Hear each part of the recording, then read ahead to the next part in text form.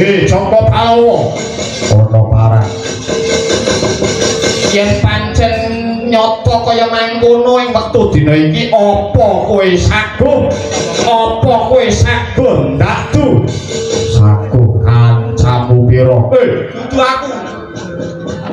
dudu aku mungsuhmu nanging mungsuhmu jago saka Kanoman ora liya kejaba Raja Mala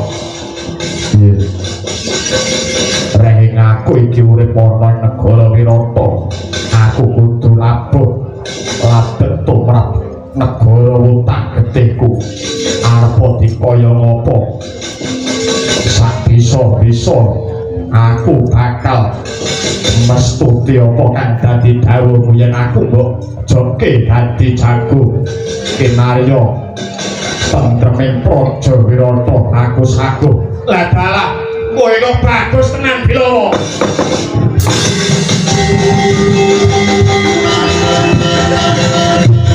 ayo ngono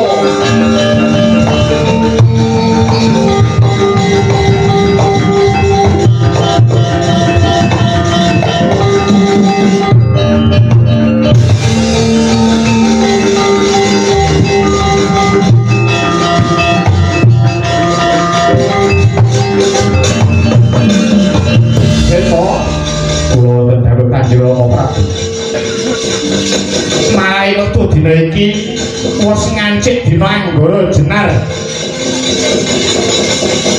Labar kawat janget cincang wis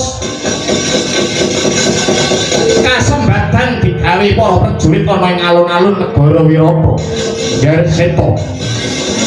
Unggano jago saka Wirata, jago kasepuhan.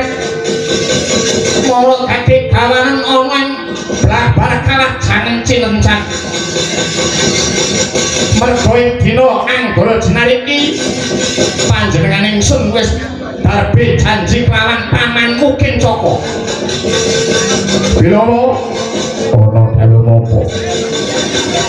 Ndak jaluk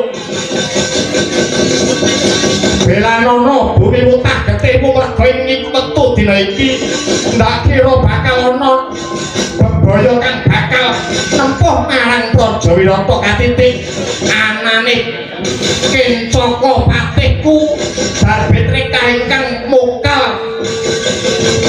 digayuh para pawongan sapa wae mula bumi Wutan Getihmu Belanono iya tetep bakal tak belani bumi Wutan Ratu Gustiku Matsopati ya